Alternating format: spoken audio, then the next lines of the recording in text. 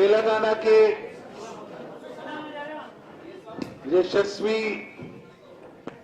कर्मशील प्रदेश अध्यक्ष संजय बंडी जी, स्टेट की सारी लीडरशिप, भारतीय जनता पार्टी में शामिल हुए 100 के 100 नेताओं का मैं पार्टी की ओर से हृदय से स्वागत करता हूं। भारतीय जनता पार्टी में आपका स्वागत है। आप आगे बढ़िए, पार्टी के काम में लगिए और तेलंगाना को केसीआर की तानाशाही, अहंकार और उनके परिवारवाद व भ्रष्टाचार से मुक्ति दिलाइए। आज तेलंगाना की जनता केसीआर साहब को बदलना चाहती है।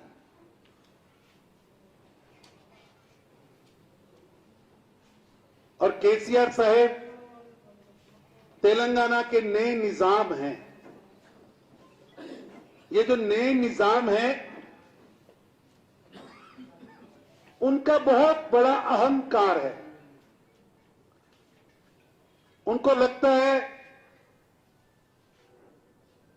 कि कॉन्स्टिट्यूशन कुछ नहीं है, लोकतंत्र कुछ नहीं है, कानून कुछ नहीं है और केसीआर का कुटुंब कानून से ऊपर है, नियमों से ऊपर है, कॉन्स्टिट्यूशन से ऊपर है। इसलिए वो कभी संविधान का अपमान करते हैं, कभी भारत के कानून व नियमों का अपमान करते हैं। अहंकार की इतनी पराकाष्ठा है कि अब जाने का समय आया है। रस्सी जल चुकी है लेकिन बल अभी भी नहीं गया। रस्सी का वो रहता है ना, जलने पे भी रहता है लेकिन अंदर से खोखली हो चुकी। ये सरकार अत्याचारी सरकार है। तेलंगाना के लाखों बच्चों के भविष्य के साथ इन्होंने खिलवाड़ किया है। हमारा आंदोलन जारी है। संजय बंडी जी की लीडरशिप में भारतीय जनता पार्टी तेलंगाना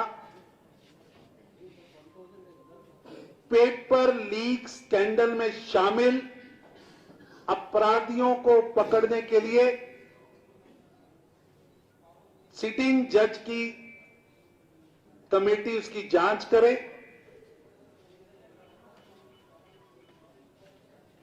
जिन छात्रों के साथ केसीआर सरकार ने, इस माफिया ने, केसीआर सरकार के परिवार की संलिप्तता के कारण जिस माफिया ने धोखा दिया है, उस माफिया पर कठोर कार्रवाई हो और जिन बच्चों के साथ धोखा हुआ है उनको 1 लाख रुपया प्रति स्टूडेंट मिले। दोषी मंत्री केटीआर को सस्पेंड किया जाए, उसके लिए आंदोलन चल रहा है और ये आंदोलन रुकने वाला नहीं है। ये लड़ाई जिसे संजय बंडी की लीडरशिप में भारतीय जनता पार्टी लड़ रही है, ये लड़ाई तेलंगाना के बच्चों की लड़ाई है, तेलंगाना के नौजवानों की लड़ाई है, तेलंगाना के भविष्य की लड़ाई है। तेलंगाना को माफिया मुक्त करना है तो केसीआर मुक्त करना पड़ेगा। केसीआर की मुक्ति से ही, उसकी सरकार की मुक्ति से ही तेलंगाना का भाग्य जागने वाला है। हमारा आंदोलन जिला स्तर पर बड़े आंदोलन हो रहे हैं।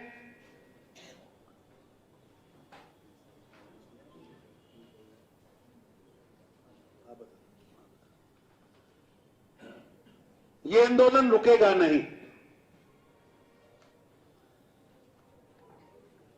आजकल केसीआर साहेब दिल्ली और देश के अंदर व्यर्थ घूम रहे हैं।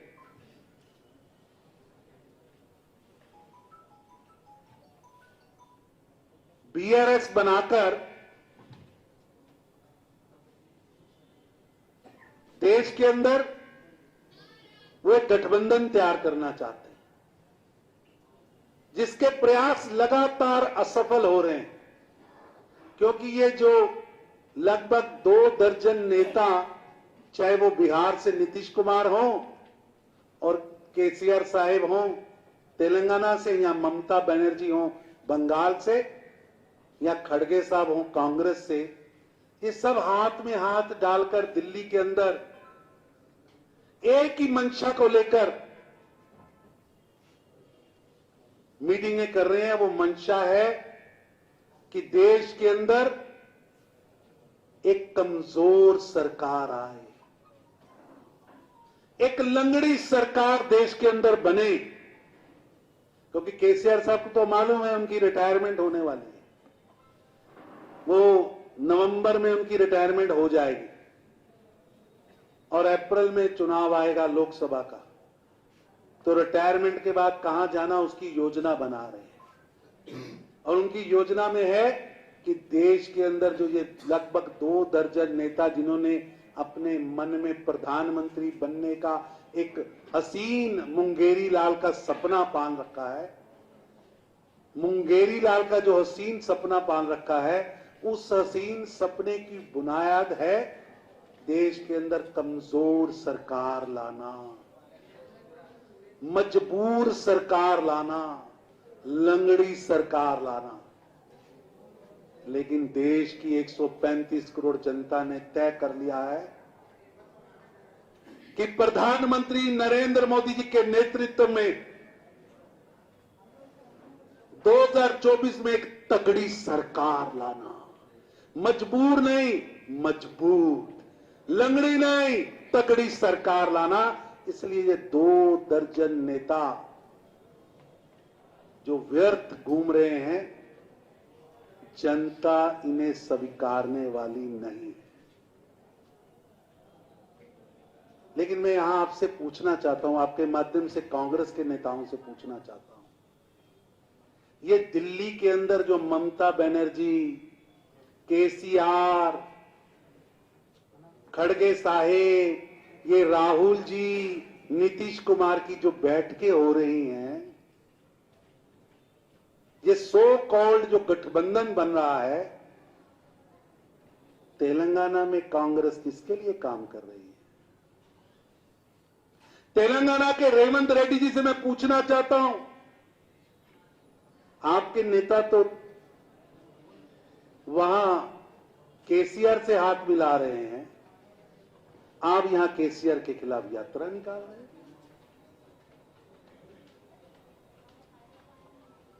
पिछले 2 चुनाव कांग्रेस ने तेलंगाना की जनता को धोखा दिया। 2014 में भी लोग जीत के तो कांग्रेस के निशान पर किया, 19 में भी जीत के तो कांग्रेस की सीट से आए, लेकिन काम केसीआर के लिए किया।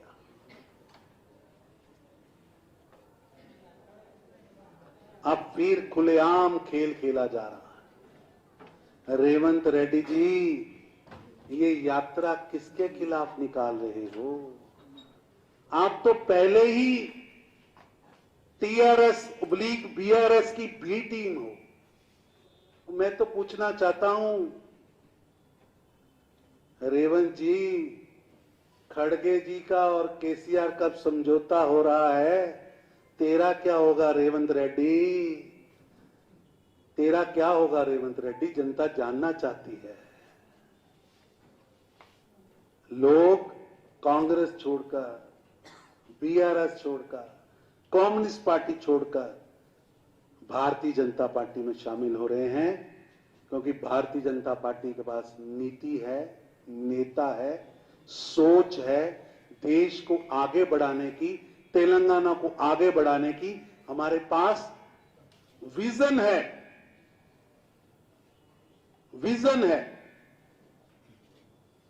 हमने 9 वर्षों में किया है, वो बताने को है। और मैंने पिछली प्रेस कॉन्फ्रेंस में कहा था, केसीआर साहब 9 साल का हिसाब लेके आइए, तेलंगाना के किसी कोने में आइए। आपके मीडिया वालों से मैं निवेदन करता हूं कि आप प्रेस का अखाड़ा सजाइए, आप कैमरे लगाइए। हमारी पार्टी की ओर से संजय बंडी जी केंद्र सरकार के 9 साल का हिसाब लेके आएंगे। केसीआर साहब भी अपने वादों का हिसाब लेकर आए, जनता को तय करने दे क्या हुआ है। लेकिन आज लगभग 20 दिन बीत गए, भारतीय जनता पार्टी के चैलेंज का केसीआर साहब की ओर से जवाब नहीं आया, जो बताता है कि सच क्या है। जनता भाजपा के साथ जा रही है, जनता समझ चुकी है कि श्री नरेंद्र मोदी जी के नेतृत्व में डबल इंजन की सरकार तेलंगाना में भी लानी है और दिल्ली में भी लानी है। और ये समझौता होने के बाद कांग्रेस कहां लड़ेगी और टीआरएस ऑब्लिक बीआरएस कहां लड़ेगी, ये बंदर बांट कैसे होगी और तेरा क्या होगा रेवंत रेड्डी, ये समय बताएगा। रेवंत रेड्डी बोल रहे हैं बीआरएस कांग्रेस विरोधी है, कांग्रेस बीआरएस दोस्ती है, तो मैं कांग्रेस छोड़ जाता हूं, पीसीसी पोस्ट भी छोड़ जाता हूं। तो जल्दी वक्त आने वाला है, जल्दी वक्त आने वाला है, पर वो ये बताएं तो सही, जो बैठकें वहां हो रही हैं उनके मालिक जो केसीआर को मजबूत करना चाहते हैं, उनके मालिक जो केसीआर को मजबूत करना चाहते हैं, उन्होंने उनसे पूछा भी है कि किस भाव में कांग्रेस, किस भाव में कांग्रेस टीआरएस के साथ जा रही है। अभी तक उन्होंने अपना स्टैंड ही नहीं स्पष्ट किया।